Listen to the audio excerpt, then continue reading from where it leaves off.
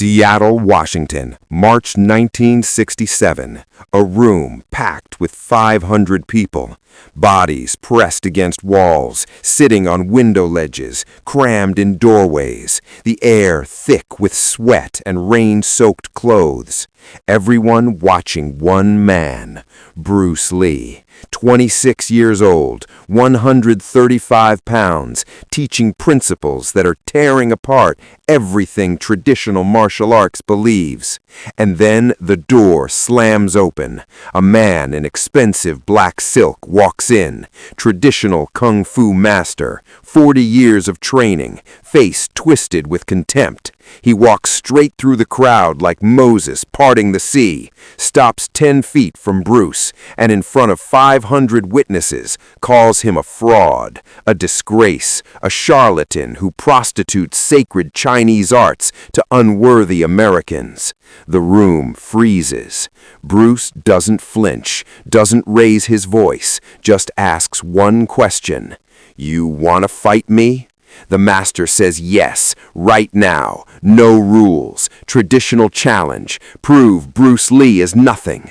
What happens in the next 8 seconds doesn't just end a challenge. It ends a 40-year career.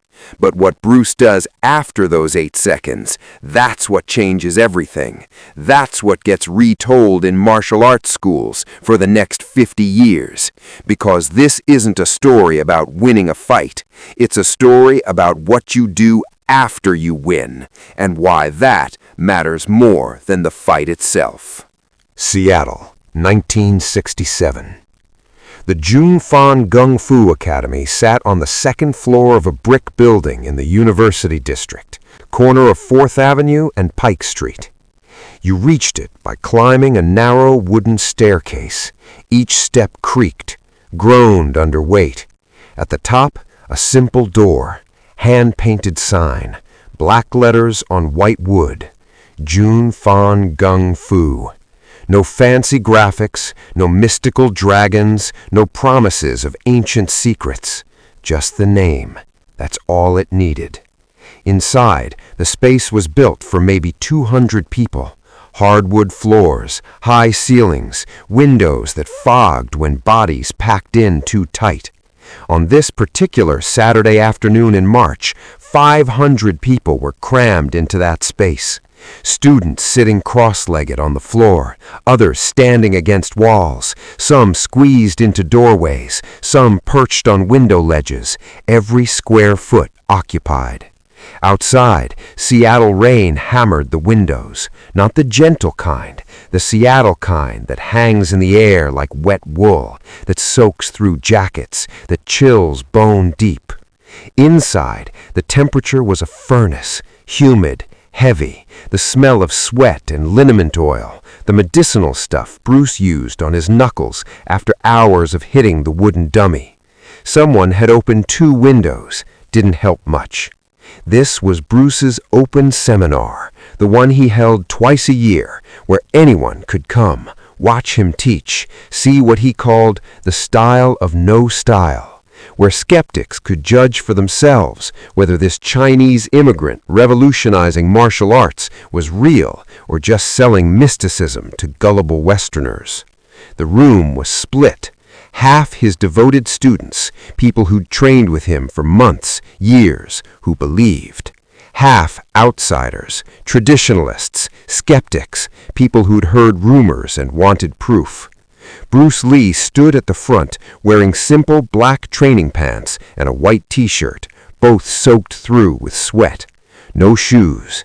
He trained barefoot because shoes lie to your feet about balance. He was 26 years old, 5'7", 135 pounds, lean muscle wrapped tight, not big, definitely not big by traditional master standards. He looked like a college student, someone you'd pass on the street without noticing. But then he moved, and everything changed. When Bruce Lee moved, the air itself seemed to bend. He was 40 minutes into a demonstration, showing a principle he called economy of motion, explaining that traditional kung fu wastes movement, too many flowery techniques that look beautiful but don't work when someone's actually trying to hurt you. He was demonstrating on Jesse Glover, his first American student, a black man built like a truck who Bruce trusted completely.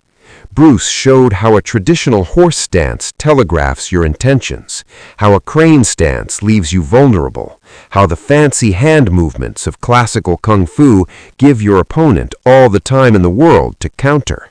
The students watched, fascinated, some nodding, some taking notes. Some looked uncomfortable because Bruce was systematically dismantling everything their previous teachers taught them. But Bruce didn't care about comfort. He cared about truth, about what works in a real fight, not what looks good in a demonstration, not what ancient masters did 300 years ago, what works now. And then the door opened, hard. The sound cut through Bruce's explanation like a blade through silk. Everyone turned. The man who walked through that door carried himself like royalty. Late 30s, maybe 40, Chinese, wearing traditional black silk kung fu uniform, the expensive kind with gold embroidery on the chest, dragon patterns on the shoulders, the kind that costs $300 and announces to everyone, "I take this seriously." His hair was pulled back in a traditional queue, face hard as stone, eyes scanning the room with pure contempt. He walked straight down the center aisle. Students scrambled out of his way. He didn't acknowledge them, didn't look at them, just walked with deliberate arrogance toward the front of the room, toward Bruce. Every step purposeful, every movement designed to command attention, to dominate space, to announce that someone important had arrived. Bruce stopped teaching, watched him approach, didn't say anything, just waited. The room went silent, 500 people holding their breath. Jesse Glover stepped to the side, giving space, sensing something was about to happen. The man stopped 10 feet from Bruce, close enough to be confrontational, far enough to maintain formality. He looked Bruce up and down slowly, taking in the simple clothes, the bare feet, the lack of traditional martial arts regalia. His lip curled with disgust. Then he spoke. His voice carried through the entire room, loud, sharp, designed to be heard. He spoke in Cantonese first, then switched to heavily accented English so everyone would understand. His message was simple and devastating. Bruce Lee is a fraud, a charlatan, a disgrace to Chinese martial arts. He teaches bastardized techniques to white people and black people who have no business learning sacred Chinese fighting systems. He disrespects tradition, disrespects the old masters, disrespects everything Kung Fu stands for.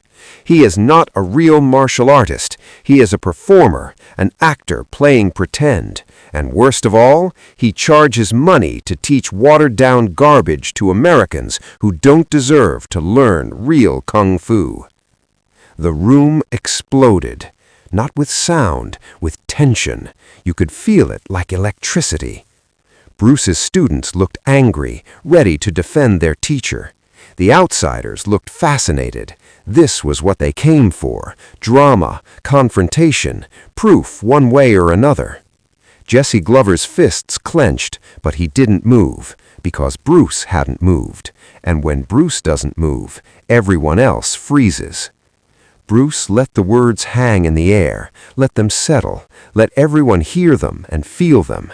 Then he asked one question in Cantonese, calm, quiet, almost polite. "What is your name?"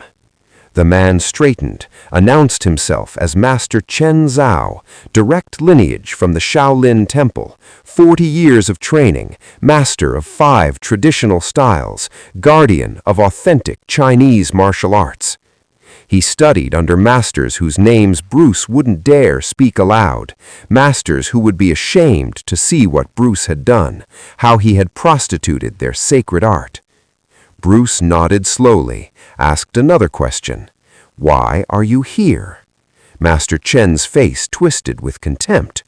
He was here to expose Bruce Lee as a fraud, to challenge him publicly, to prove that traditional kung fu is superior to Bruce's made-up nonsense, to show these 500 deluded followers that they're wasting their time and money on a con artist. He was here to shut down this circus before more damage was done. Bruce took one step forward. His bare feet made no sound on the hardwood. He said, "Okay," in English, then repeated it in Cantonese. "Okay, we fight, but not to first blood, not to submission, just one exchange, one technique. I will show you one thing. If you can defend it, I close my school. If you cannot, you leave and never come back." Master Chen laughed. One technique? He trained for 40 years. He could defend against anything. Bruce was making this too easy. Master Chen agreed. One exchange, one technique. When I defend it effortlessly, Bruce Lee's reputation dies today. Bruce told everyone to move back, clear space. The students scrambled, pushing against walls, creating a circle 20 feet in diameter. Empty hardwood floor, just Bruce and Master Chen. 500 witnesses. Master Chen removed his expensive silk jacket, handed it to someone without looking. Underneath, a black sleeveless shirt. His arms were thick, muscular, covered in scars from decades of hard training. Real training, traditional training. He dropped into a perfect horse stance, feet wide, knees bent, hands up in a classical crane position. Textbook form, museum-quality technique, exactly what you'd see in a kung fu manual from the Ming Dynasty.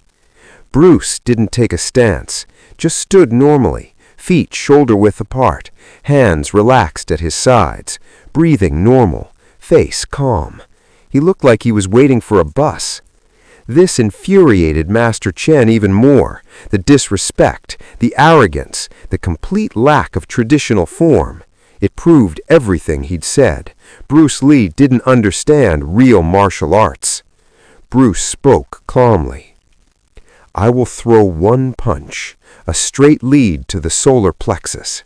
You can defend however you want, any block, any counter, any movement from any of your 5 traditional styles. 40 years of knowledge, all available. Just stop one punch." Master Chen almost laughed out loud. A straight punch? That's it? That's Bruce Lee's revolutionary technique? A basic strike every beginner learns in week 1? This was too easy. This was insulting. But fine. Let Bruce embarrass himself. Let everyone see that traditional kung fu can easily handle whatever bastardized technique he throws. Master Chen set his stance. Perfect form. Hands up. Ready. Center of gravity low. Balanced. Immovable. He defended against thousands of punches in 40 years. This would be no different. Bruce asked, "Ready?" Master Chen nodded. Bruce took half a step forward. His right foot slid 6 inches. Nothing else moved, just that half step. Then it happened. Bruce's fist moved, didn't chamber, didn't pull back, didn't telegraph, just suddenly existed 3 feet forward, traveling at a speed Master Chen's brain couldn't process. It wasn't a punch in the traditional sense. It was an explosion, a transfer of energy that started in Bruce's legs, traveled through his hips, his core, his shoulder, and exited through his fist in one continuous whip-crack motion. The sound it made when it connected was wet and sharp, like a mallet hitting a side of beef. The fist landed exactly where Bruce said it would, solar plexus, dead center. Master Chen's crane block never moved. His hands stayed frozen in perfect form, 6 inches away from where they needed to be. His brain never sent the signal. Too fast, Too direct, too economical. No wasted motion, no telegraphing, no warning. Just Bruce Lee's fist appearing in Master Chen's torso like it teleported there. Master Chen's eyes went wide. His mouth opened. No sound came out. Just air. All the air in his lungs exiting at once. His perfect horse stance collapsed. His knees buckled. He stumbled backward. 3 steps, 4. His hands dropped to his stomach. He doubled over, gasped, tried to breathe, couldn't. The solar plexus strike paralyzes the diaphragm, shuts down breathing temporarily. Master Chen dropped to one knee, still trying to pull air into lungs that wouldn't work. His face went from red to purple. Panic set in. He was suffocating, couldn't breathe, couldn't speak, couldn't do anything except kneel there in front of 500 people, desperately trying to remember how to breathe. The entire sequence took 8 seconds, from the moment Bruce moved to the moment Master Chen dropped to his knee. 8 seconds to completely dismantle 40 years of traditional training. 8 seconds to validate everything Bruce said about economy of motion. 8 seconds to validate everything Bruce teaches. 8 seconds that changed Master Chen's entire understanding of martial arts. The room stayed silent. Nobody moved. Nobody spoke. They just witnessed something impossible. Watched a man who claimed 40 years of mastery get shut down by a single punch from a 26-year-old who didn't even take a traditional stance. Watched technique and speed and understanding beat tradition and pride and arrogance. Watched the old way lose to the new way in the most definitive demonstration possible. Bruce didn't celebrate, didn't gloat, didn't smile or pose or claim victory. He just walked over to Master Chen, knelt down next to him, put a hand on his back. Spoke quietly in Cantonese, told him to relax, told him breathing would come back, told him it was okay. The strike was controlled, no permanent damage, just temporary paralysis. His diaphragm would reset in 30 seconds. Just wait, just breathe. Bruce stayed there, hand on Master Chen's back, waiting, calm, patient, like he was helping a student, not an enemy, not a challenger, a student. Slowly, Master Chen's breathing came back, ragged at first, then deeper, then normal.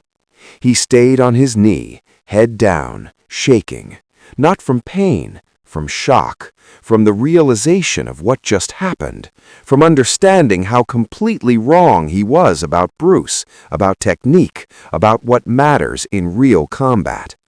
40 years of training didn't prepare him for 8 seconds of reality. Bruce helped him stand. Master Chen could barely look at him. The shame was overwhelming. He came here to expose a fraud, to defend tradition, to prove his superiority. Instead, he got destroyed in front of 500 people by the exact technique Bruce announced beforehand, a technique Master Chen swore he could easily defend. His pride was shattered. His reputation was ruined.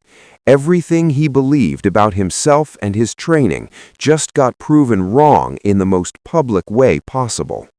But then, Bruce did something Master Chen never expected. Bruce bowed to him. A formal, traditional bow, the kind you give to a respected master, the kind that shows honor and reverence.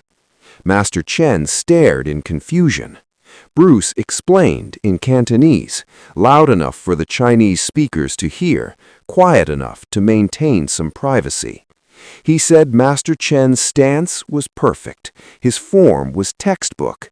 His 40 years of training were visible in every movement. Bruce didn't disrespect that training, didn't dismiss those decades of dedication.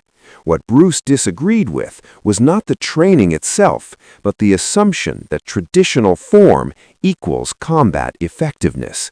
Those are two different things. Master Chen is a master of traditional form, absolutely, no question.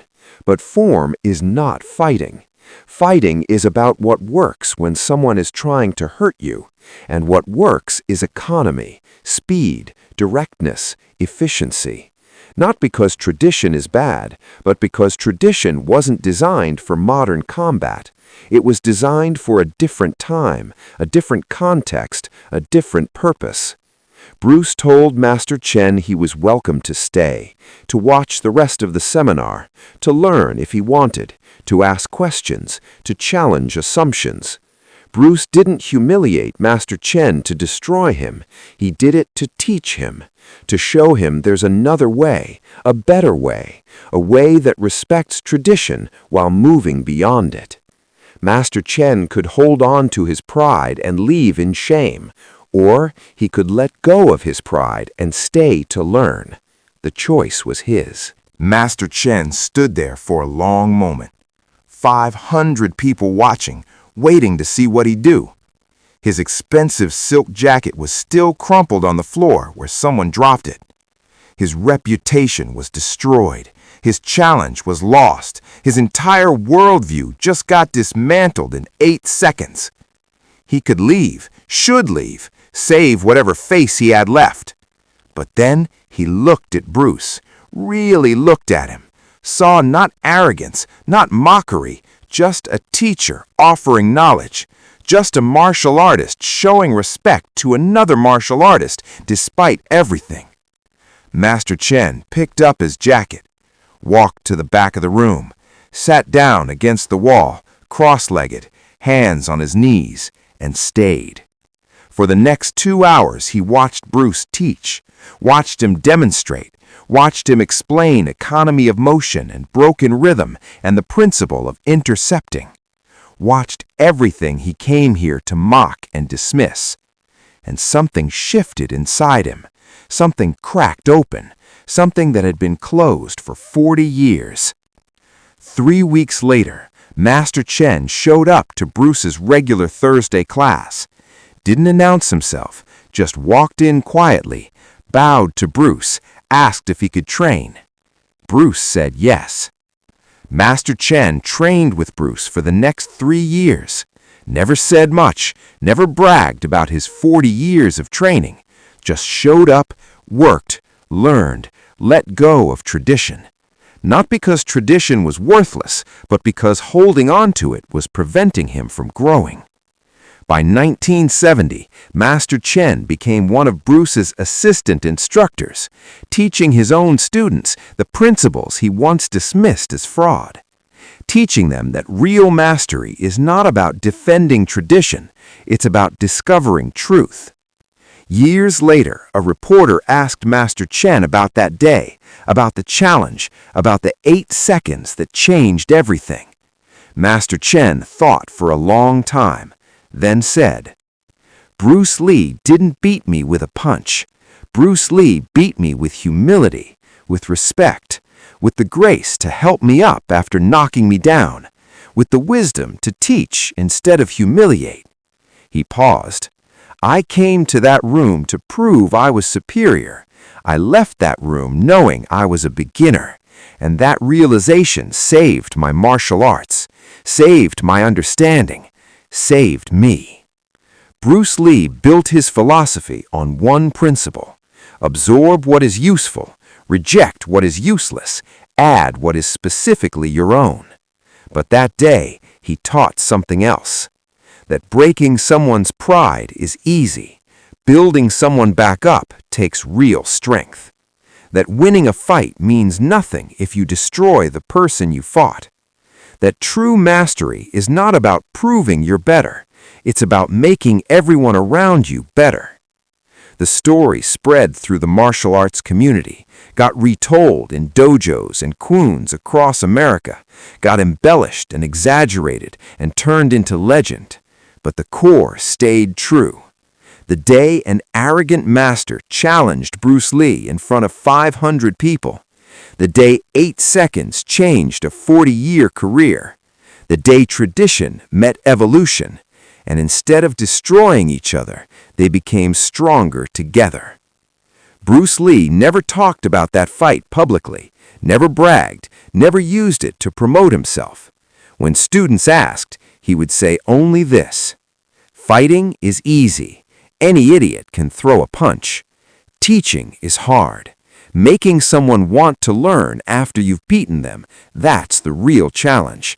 That's where martial arts becomes art instead of violence. That's the difference between winning a fight and changing a life." March 1967, Seattle, a rainy Saturday afternoon. 500 witnesses, 8 seconds of action, 2 hours of grace. The punch proved he was right. The bow proved he was wise.